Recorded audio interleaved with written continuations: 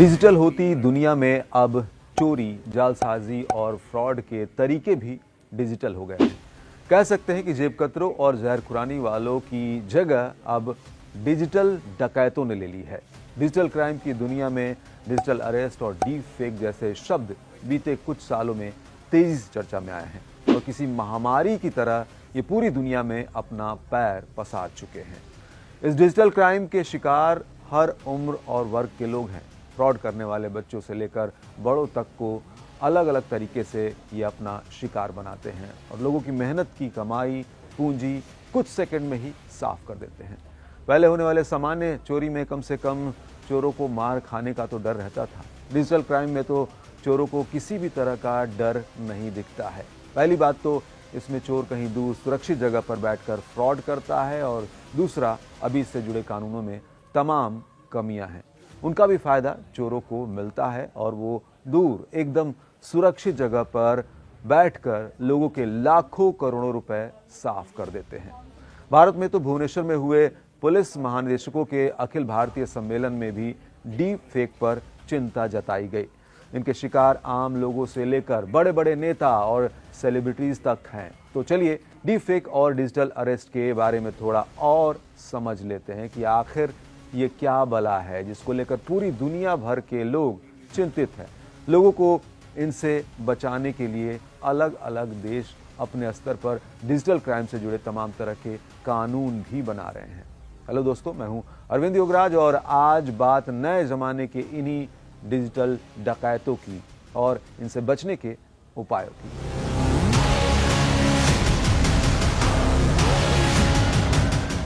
तो क्या है डिजिटल अरेस्ट? देखिए, ये ऑनलाइन धोखाधड़ी का बिल्कुल नया तरीका है। इसमें कुछ लोग खुद को पुलिस या कोई बड़ा सरकारी कर्मचारी बताकर लोगों को डराने की कोशिश करते हैं। ये ठग आपके स्मार्टफोन, कंप्यूटर या लैपटॉप के जरिए हर समय पीड़ित व्यक्ति की गतिविधि पर नजर रखते हैं कि वो क्या कर रहा है, कहाँ जा रहा है या किससे बातचीत कर रहा है। यहाँ तक कि आपसे ही कोई गलती कराकर आपके फ़ोन में एंटर कर जाते हैं और फ़ोन की मैपिंग करके अलग अलग तरह के फ्रॉड को अंजाम देते हैं। कई बार इसमें ठग आपको अनजान नंबर से कॉल या व्हाट्सएप करते हैं और police, CBI, try, narcotics, RBI या पुलिस अधिकारी बनकर बात करते हैं।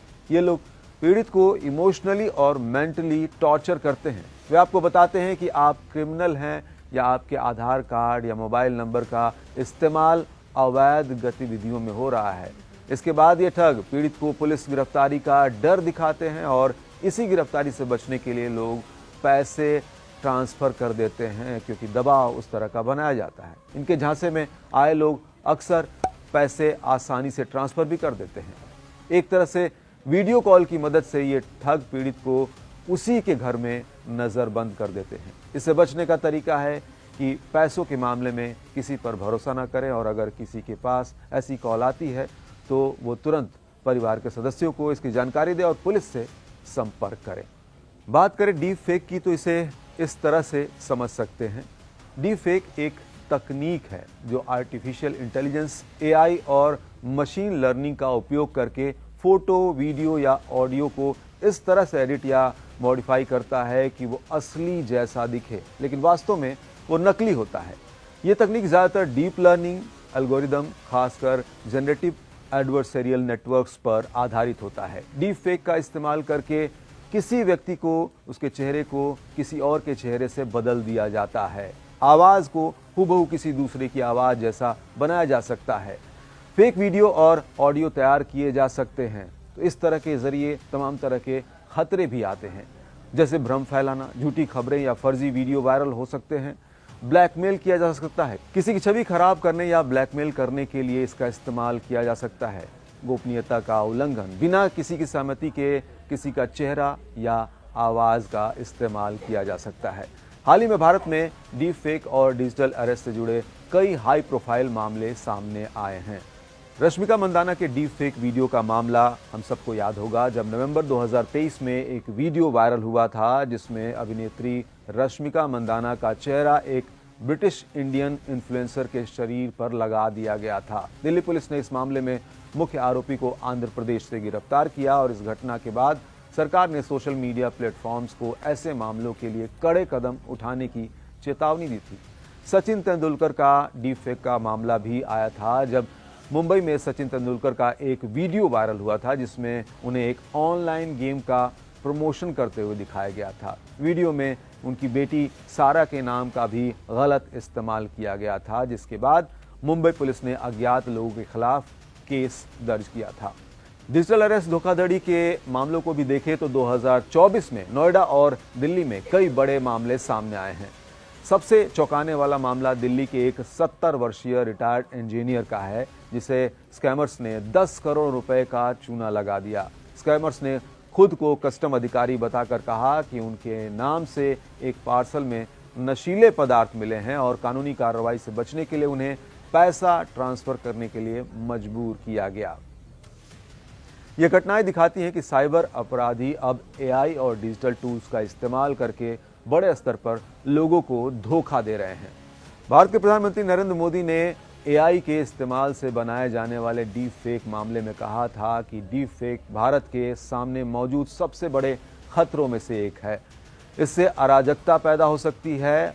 डीप फेक एक बड़ी समस्या है और इस पर लगाम लगाने के लिए कड़े कानून बनाए जाने की जरूरत है, नहीं तो इसके घातक नतीजे हो सकते हैं। डीप फेक के इस्तेमाल का नया तरीका और भी डेंजरस है। इसमें पत्रकारों की डीप फेक वीडियो बनाकर फर्जीवाड़े को सही ठहराया जाता है। इन दिनों ऐसा ही एक न्यूज चैनल के एंकर के साथ हो रहा है। एंकरों के नकली वीडियो के दम पर कभी मोटापे, डायबिटीज और हाइपरटेंशन की दवा, तो कभी गेमिंग ऐप के लिए लोगों को बेवकूफ बनाया जा रहा है। सोशल मीडिया पर वायरल एक डीप फेक वीडियो में एक मशहूर एंकर गेमिंग ऐप के जरिए लोगों को करोड़पति बनाने का दावा करती दिख रही हैं। कुछ लोग तो इसकी सच्चाई पहले से ही समझ चुके हैं कि ये फर्जी है, लेकिन काफ़ी लोग अभी भी इनके जाल में फंस जाते हैं। कई बड़े बिजनेसमैन के ऐसे वीडियो तैयार किए जाते हैं जिनमें वो किसी खास शेयर पर पैसा लगाने की सलाह देते हुए दिखते हैं। अगर आपके पास इस तरह का कोई वीडियो आए तो भूल कर भी उसके साथ दिए गए लिंक पर क्लिक ना करें। अगर ऐसा आपने किया तो आपके साथ भी इस तरह की धोखाधड़ी हो सकती है। भारत में वर्धमान ग्रुप के चेयरमैन एसपी ओसवाल के साथ अब तक की सबसे बड़ी ठगी हुई। उन्हें एक वीडियो कॉल कर बताया गया कि कॉल करने वाले सुप्रीम कोर्ट के चीफ जस्टिस डीवाई चंद्रचूड़ के अधिकारी हैं। ठगों ने उन्हें एक नकली कोर्ट रूम में डिजिटल अरेस्ट किया और ईडी के पेपर और कोर्ट की मुहर लगे सच लगने वाले लेकिन नकली डॉक्यूमेंट्स दिखाए। इसके बाद मनी लॉन्ड्रिंग मामले की जांच का दिखावा कर कई खातों में 7 करोड़ रुपए ट्रांसफर करा लिए। अब देखिए, इस तरह की ये समस्या तो है, लेकिन समाधान आसान नहीं है। साइबर अपराधियों का पता लगाना और उन्हें गिरफ्तार करना कठिन है, क्योंकि वे अक्सर वीपीएन और उन्नत अन्य तरह के तकनीकों का उपयोग करके अपनी पहचान छिपाते हैं, जिससे उनकी लोकेशन को ट्रैक करना मुश्किल हो जाता है। साइबर क्राइम से निपटने के लिए विशेषज्ञों की भी कमी इसकी एक बड़ी वजह है। इसके अलावा एक बड़ी समस्या इन डिजिटल अपराधों पर लगाम लगाने वाले कानूनों को लेकर है। इसके लिए नियम बनाए जा रहे हैं, लेकिन रोज नए तरीके से हो रहे इन फ्रॉड्स को रोकने के लिए कानूनों में अभी बहुत सुधार की जरूरत है। साथ ही पुलिस को इस तरह के ठगों से भी ज्यादा टेक्निकली तेज होने की जरूरत है, क्योंकि इस तरह के ठगी को पकड़ने का आंकड़ा बेहद कम है। अगर एक बार आपके अकाउंट से पैसे निकल गए तो उसकी रिकवरी होने के चांस बेहद कम हो जाते हैं। जरूरत है इसी पॉइंट पर प्रशासन को टेक्निकली स्ट्रांग होने की। इस लचर व्यवस्था को देखकर ही इसी साल नवंबर में डीप फेक से जुड़ी याचिका पर सुनवाई के दौरान दिल्ली हाईकोर्ट ने केंद्र सरकार से तीखे सवाल पूछे। हालांकि चीफ जस्टिस मनमोहन और जस्टिस तुषार राव गेडेला की पीठ ने कहा कि इस तकनीक पर रोक नहीं लगाई जा सकती, क्योंकि हमें एआई की जरूरत है।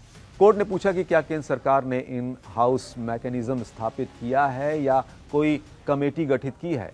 यदि नहीं तो हम एक समिति गठित करेंगे जो इस पर गौर करेगी। अदालत ने कहा कि ये एक ऐसी समस्या है जो दैनिक आधार पर उत्पन्न हो रही है और एक बहुत ही ज़रूरी मुद्दा है ये, और इसे गंभीरता से लिया जाना चाहिए।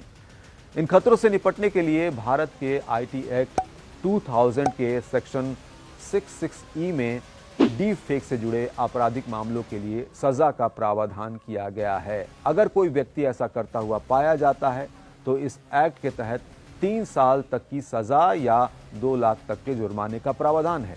हालांकि सभी मामलों में ना तो आरोपी को सजा मिल पाती है और ना ही पीड़ित को न्याय।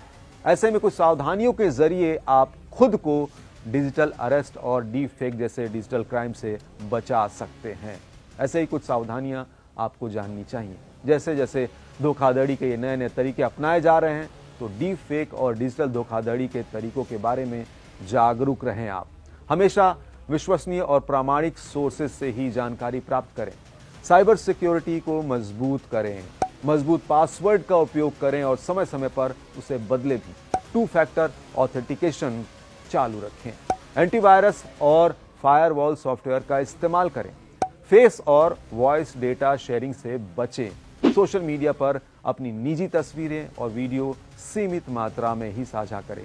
एआई ऐप्स या प्लेटफॉर्म्स पर अपनी आवाज रिकॉर्ड करने या चेहरा स्कैन करने से पहले उनकी प्राइवेसी पॉलिसी पढ़ें। डीप फेक की पहचान के लिए विशेष टूल्स का उपयोग करें, जैसे कि डीपवेयर स्कैनर या माइक्रोसॉफ्ट वीडियो ऑथेंटिकेटर। किसी भी संदिग्ध सामग्री या कॉल को अन्य स्रोतों से भी क्रॉस चेक करें। डिजिटल सुरक्षा कानूनों की जानकारी रखें। किसी भी संदिग्ध गतिविधि की रिपोर्ट तुरंत संबंधित प्राधिकरण को करें। किसी भी लिंक पर क्लिक करने से पहले उसका URL जांच लें। किसी भी अनजान व्यक्ति या संदेशों पर भरोसा ना करें। प्रोफेशनल्स की हेल्प लें। साइबर सिक्योरिटी विशेषज्ञों से परामर्श लें। साइबर इंश्योरेंस पॉलिसी पर भी विचार करें।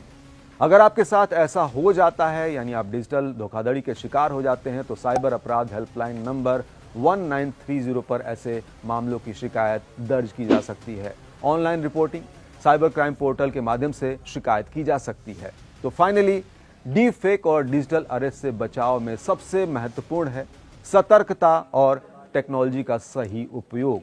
दूसरों के साथ हो रही धोखाधड़ी से सबक लेते हुए अभी से सावधानी बरतें। अपनी बारी का इंतजार ना करें।